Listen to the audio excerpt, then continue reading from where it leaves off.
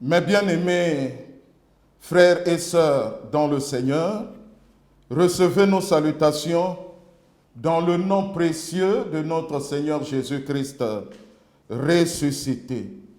Notre Dieu règne encore.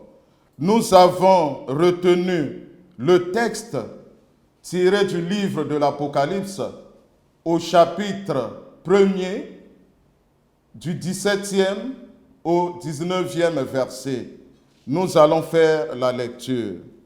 Quand je le vis, je tombai à ses pieds comme mort, et il posa sur moi sa main droite en disant, « Ne crains point, je suis le premier et le dernier, et le vivant. J'étais mort, et voici, je suis vivant au siècle des siècles. Je tiens les clés de la mort et du séjour des morts. Écris donc les choses que tu as vues, et celles qui sont, et celles qui doivent arriver après elles. » Parole du Seigneur. Amen. Éternel notre Dieu et notre Père, nous bénissons ton nom. Nous te remercions pour cette grâce immense que tu nous accordes ce jour. Enseigne-nous ta parole. Que ton Saint-Esprit nous dispose à recevoir ta parole. Bénis-nous, Seigneur, au nom du Père, au nom du Fils, au nom du Saint-Esprit. Amen. Ici, c'est le témoignage de Jean. Jean dit, quand je le vis, tout simplement, lorsque Christ s'est révélé à Jean en vision. Donc ici, dans cette introduction, il faut comprendre que l'initiative est venue de Christ. Ensuite, je tombais à ses pieds comme mort, un acte symbolique, prophétique, même une prosternation devant la gloire merveilleuse de Christ ressuscité. Et l'événement qui suit, Jean dit, il posa sur moi sa main droite, une imposition de main qui crée un contact direct entre le Christ et Jean. L'événement qui suit, bien-aimés frères et sœurs, Jean entendit la voix de Christ glorifié qui le rassure en disant, « Ne crains point, je suis le premier et le dernier. » Amen.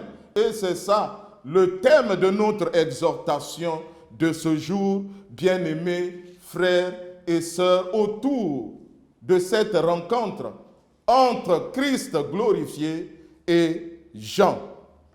Rédigé aux environs de l'an 91 et 96 après Jésus-Christ, au cours de la persécution, dans une période trouble sous l'empereur Domitien, ce livre de l'Apocalypse a pour thème l'aboutissement de toutes choses. Il appartient au genre littéraire appelé apocalyptique ou révélation. C'est une littérature qui se caractérise par des visions qui présentent le passé et l'avenir du ciel et de la terre en rapport avec le présent. Tous dans des circonstances semblables, car l'image de la gloire de Dieu leur était révélée. Lorsque le Seigneur se révèle, c'est pour rassurer le croyant, c'est pour rassurer son peuple, parce que c'est Dieu qui prend l'initiative de se révéler. Bien-aimés frères et sœurs, Christ posa sa main droite sur Jean. C'est une précision de taille.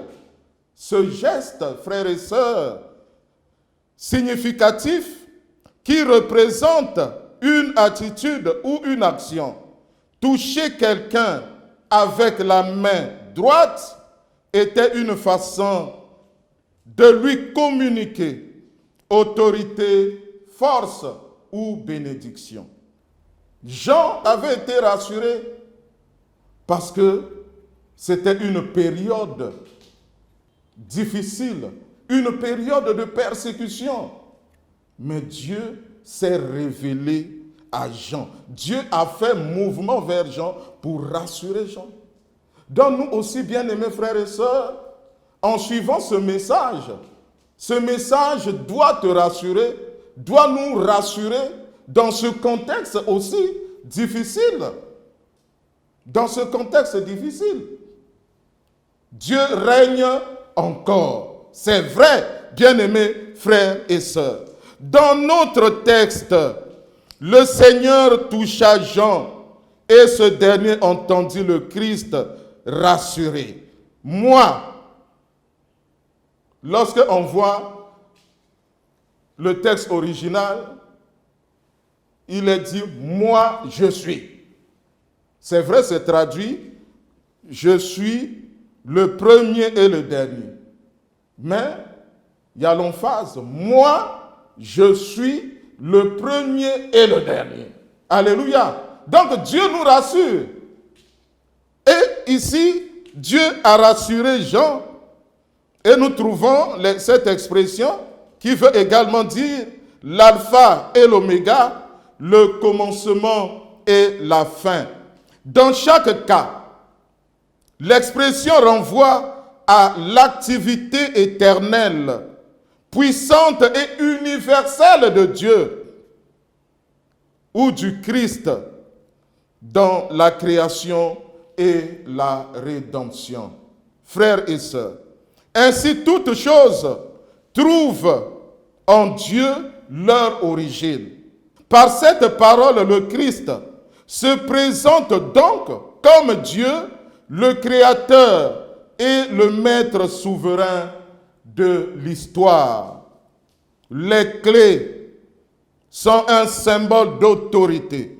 Le Christ a le pouvoir d'envoyer les hommes à la mort et au séjour des morts et de les faire sortir.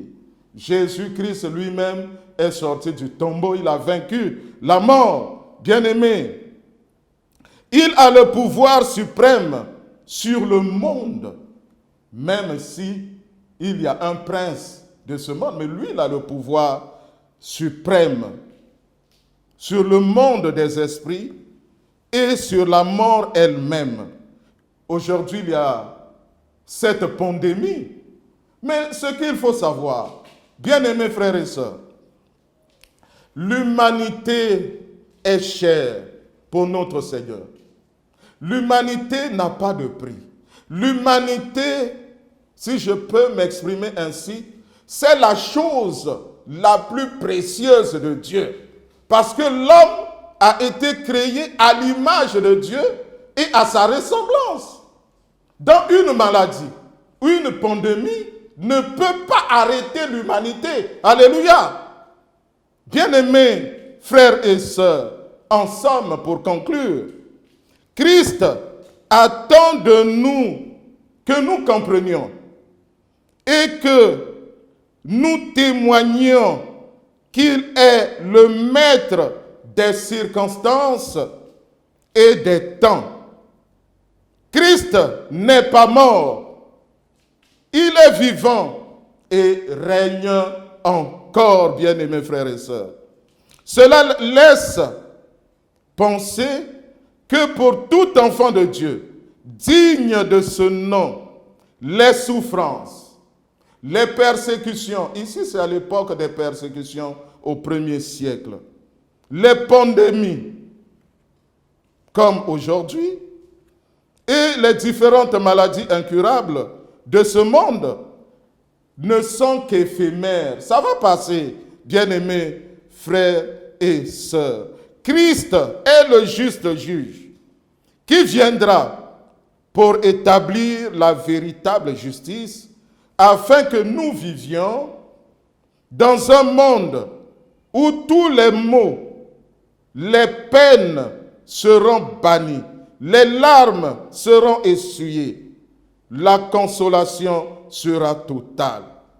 Les hommes ne peuvent pas arrêter. Même le diable et ses acolytes, les démons, n'ont pas d'influence sur l'humanité. L'humanité appartient à Dieu. Donc Dieu est au contrôle, frères et sœurs, de l'humanité.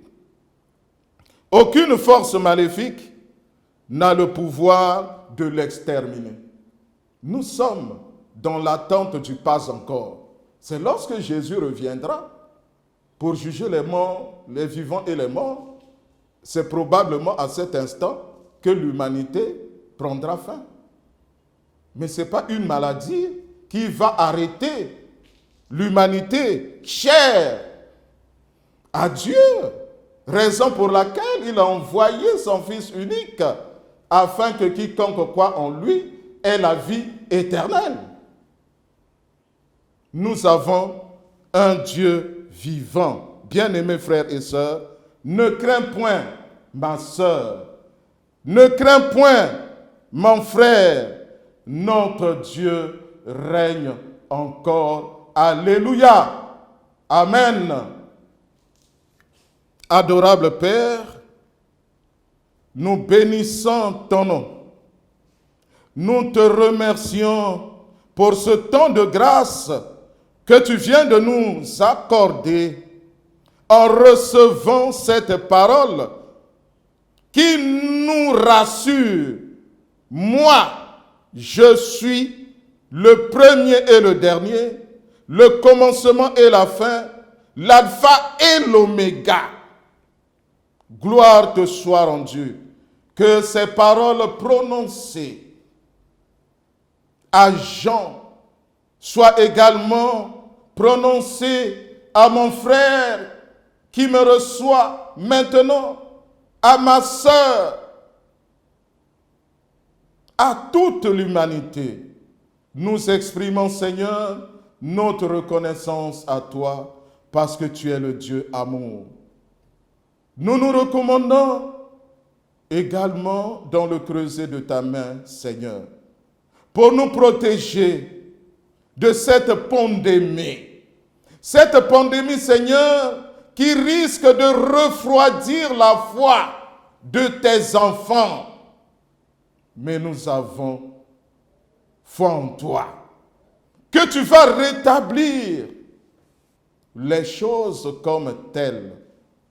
Seigneur, nous t'exprimons également notre reconnaissance pour ce temps que nous venons de passer avec toi. Dieu règne encore, règne dans la vie de tous les individus, de tous les humains, de tous les peuples, de toutes les nations, de l'humanité entière. Permets, Seigneur, nous te prions, que ce programme ait une portée dans les cœurs de tes enfants, que ce programme restaure ceux qui sont découragés, que par ce programme, Jésus-Christ, même ceux qui sont contaminés soient restaurés au nom puissant de Jésus ressuscité. Nous bénissons ton nom parce que tu es avec nous. Parmi nous, tu chemines avec chacun de nous pour ta gloire. Frères et sœurs, recevez la bénédiction.